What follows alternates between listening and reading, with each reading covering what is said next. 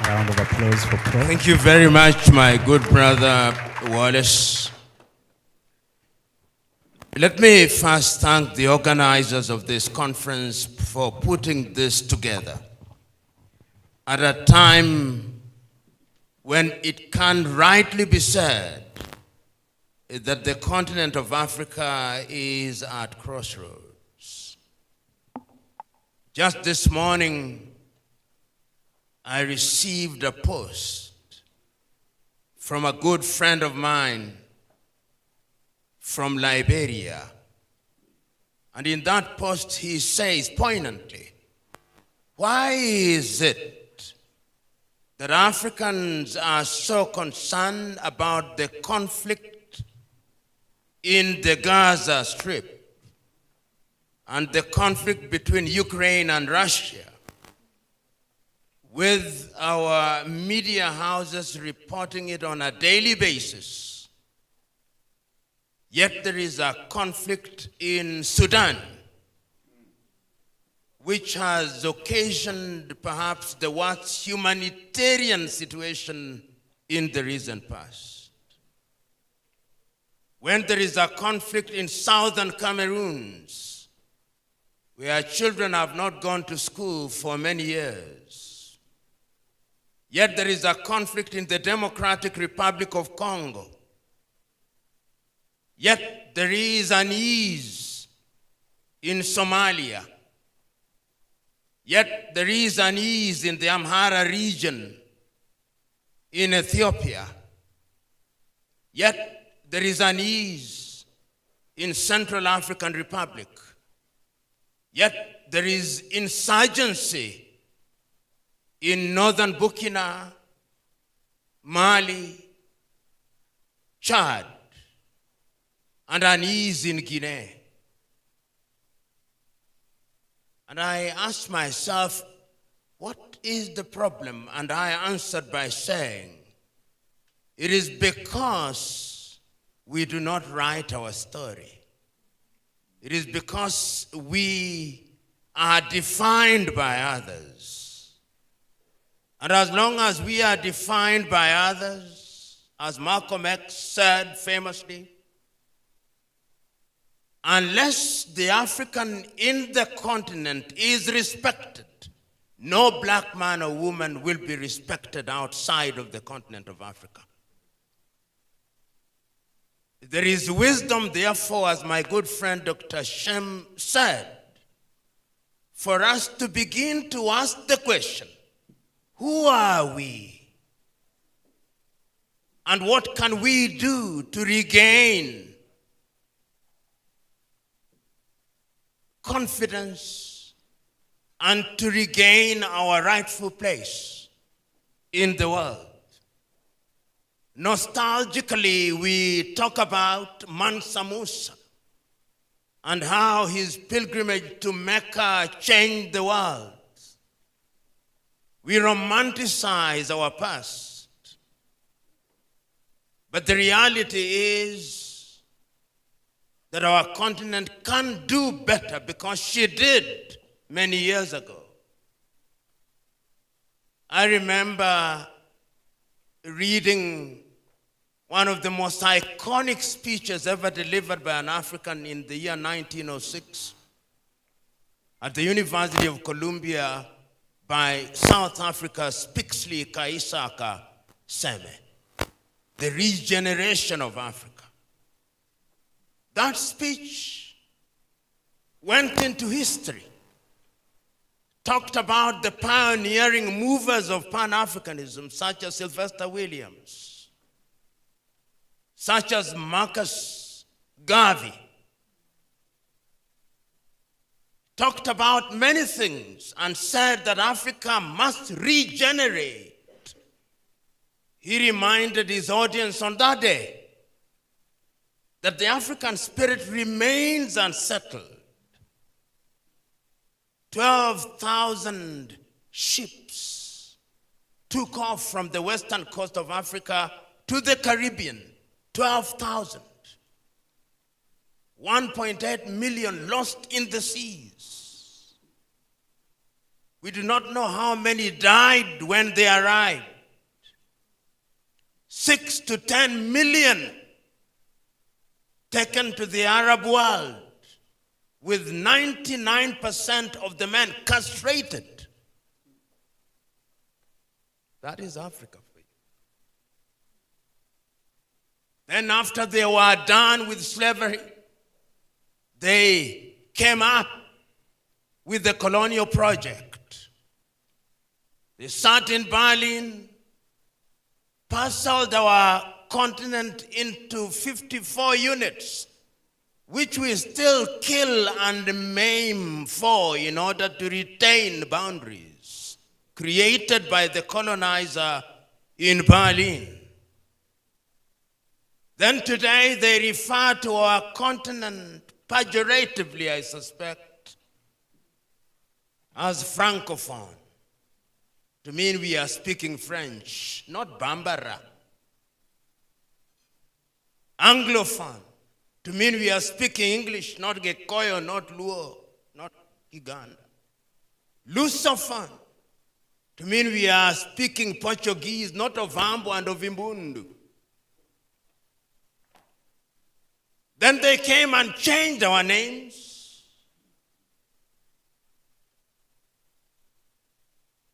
Then at one time, they even said that God could not understand our languages. God could only speak in Latin.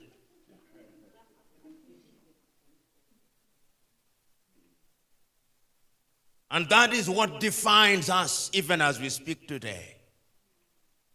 So that when we talk about the African diaspora, even our gravitation is holding all factors constant to those who colonize us.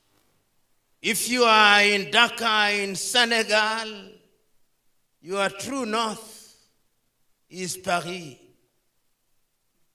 If you are in the Democratic Republic of Congo in Kinshasa, and you want to escape the pain in Kinshasa, is Brussels.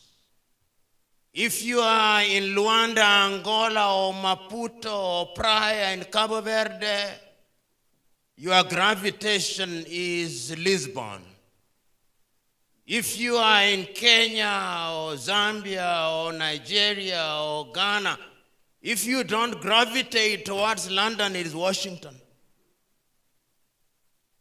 Those of you who are students of science will well remember Pavlov's conditional reflex. It is alive and well. And the time, therefore, is to liberate ourselves from lamentation. We have lamented too long. We have agonized too long. The time is to give meaning to the statement made by Tanzania's Julius Nyerere on the 6th day of March 1997, when he was the guest of honor on the occasion of the 40th anniversary of Ghana's independence. And Mwalimu said, if Africa does not unite, there is no future for Africa.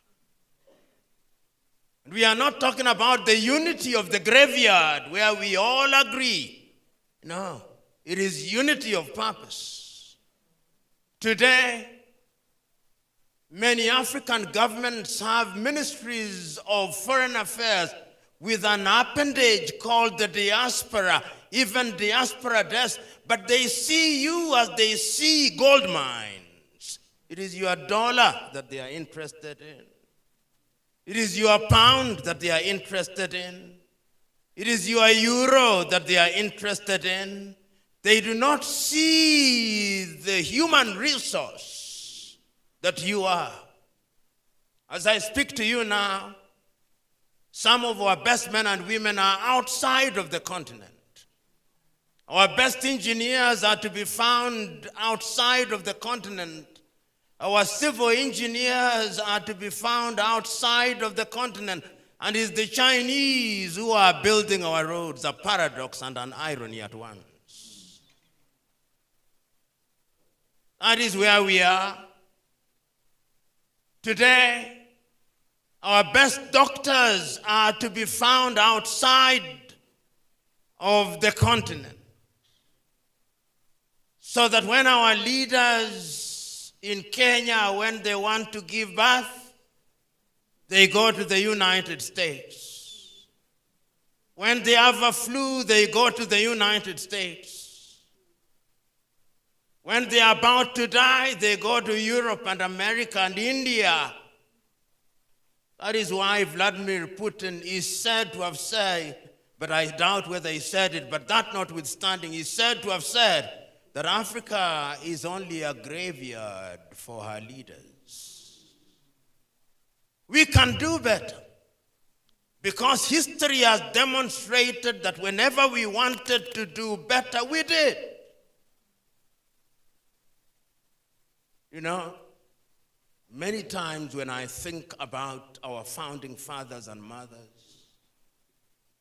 and I listen to some of them in their very unsophisticated way, some of them through music, Miriam Makeba, some of them through religion, Kim Pavita, Donna Beatrice of the Democratic Republic of Congo. Some of them through the political platform, Kwame Nkrumah, Ahmed Seko Toure, Mwalimu Nyerere, Samora, Moises Machel.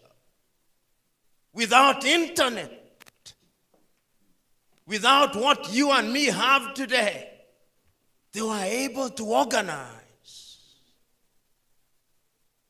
When Marcus Mosias Garvey was telling people to come back home, he had no internet. No Boeing, no Airbus. When Sylvester Williams was convening the first Pan-African meeting from Trinidad and Tobago, how did he communicate? But they did it. So what must we do? You know, 2 days ago, I was invited to the Africa-Korea meeting at the University of Nairobi on the 6th of August. And I looked at the statistics that Korea, which was smaller in her economy than Kenya in 1963, today has a GDP of 1.7 trillion with a population of 51 million. And the entire continent of Africa has a GDP of no more than 2.8 trillion. That Norway, with a population of less than 10 million, has a sovereign fund of 1.7 trillion, and Africa Exim Bank only has a small fund of 4 billion, and we shout about it. We should shut up.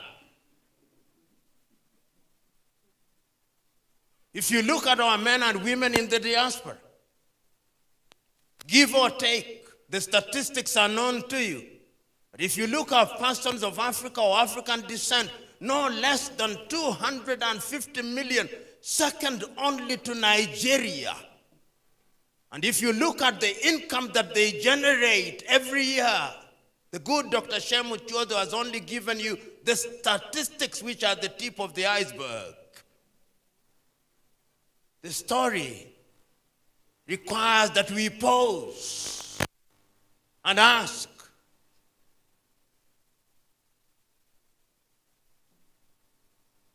one week ago,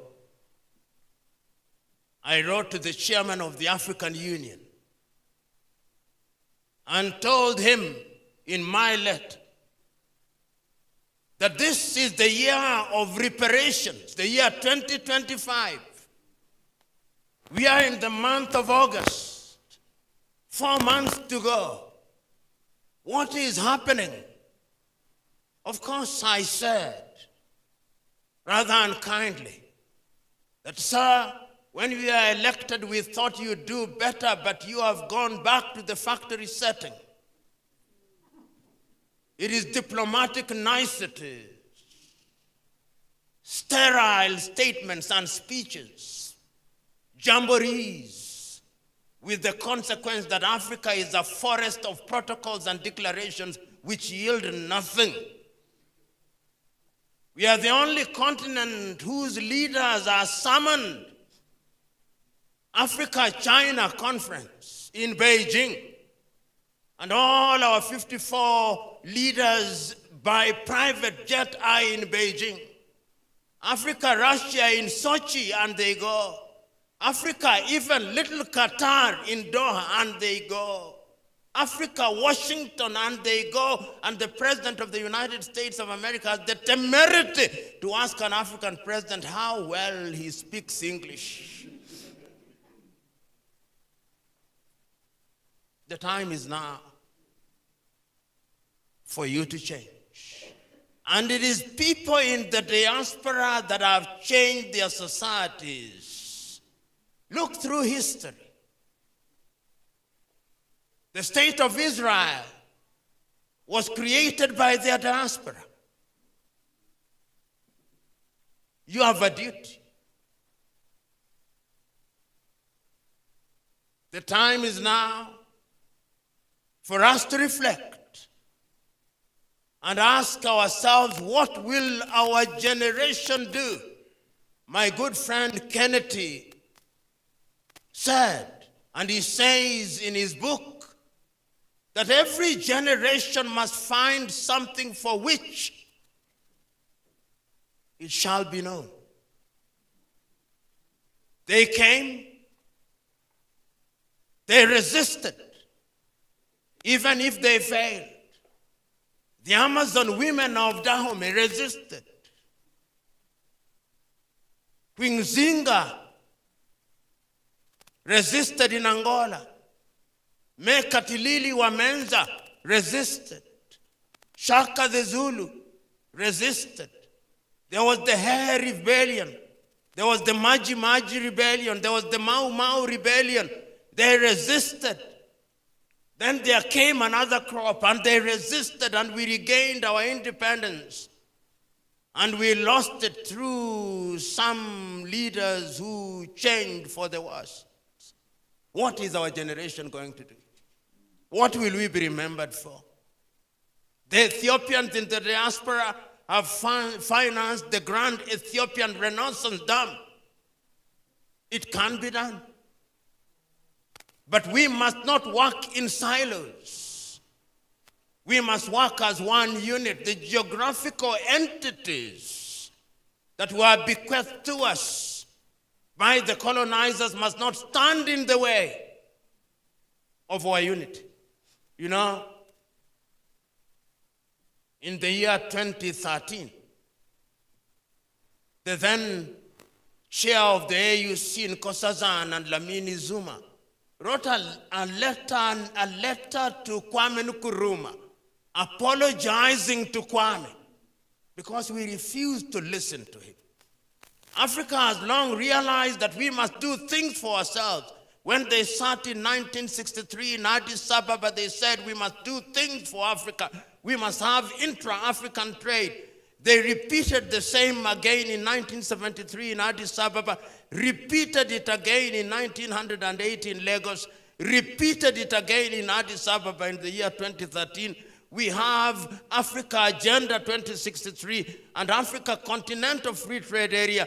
They met in Kigali and said that we should move freely in the continent. They met in Yamoussoukro and said we shall open the air skies, but I suspect some of you were required to have visas before you came, or if they did not call them visas, they gave them another Christian name. But you paid some money before you came here. How can it be? 33 currencies and counting. And when you go into an aircraft, they say they are expecting, they accept all major currencies. It never includes the Naira. Not the CDO, no. Not the Kwanza, not the shilling, not the Kwacha, not the Mafaranga.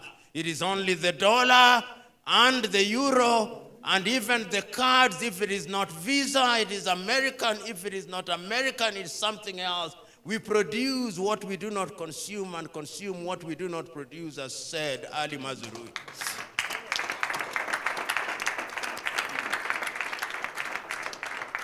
So the time is now for us to do what we must. This is an intergenerational war which must be fought by us from different corners. You know, this morning I was listening perhaps for the umpteenth time to Martin Luther's sermon, A Knock at Midnight. And in that sermon, Luther King says many things, but he reminds us that unfortunately, as he was speaking then in 1960, still true today, we have now entered into a world of what he calls moral relativism. Everything is right, it depends. There are no anchors. No, not everything is right. The time is now, my brothers and sisters, for us to wake up. So when we leave here, let this not be another jamboree. When we leave here and we are reconvening wherever it will be, whether it's in Accra, Ghana, or Lagos in Nigeria, or Dakar in Senegal, or Maputo, or Cape Town in South Africa, let us ask ourselves sector by sector. There is a young girl whom I met recently. She's called Wakesh. That young girl told me that she'd sold the little she had in the United States of America and come back to the mother continent in what she calls return to Eden. That is a similitude of what in the Bible Abraham did. You leave Ur of the Chaldeans, not knowing where you are going to. We must do it. Come back in tourism. How can the bazaar market in Istanbul receive 99 million visitors every year, and Kenyans boast and dance naked because we have received 2.5 million visitors? In agriculture, why is it that we are importing chicken from Brazil? Why is it that we are importing sugar from Brazil? In the artificial intelligence space, are we in the fourth industrial revolution and the fifth industrial revolution? Shem Muchodo here will tell you he was the pioneer in that area, in this country.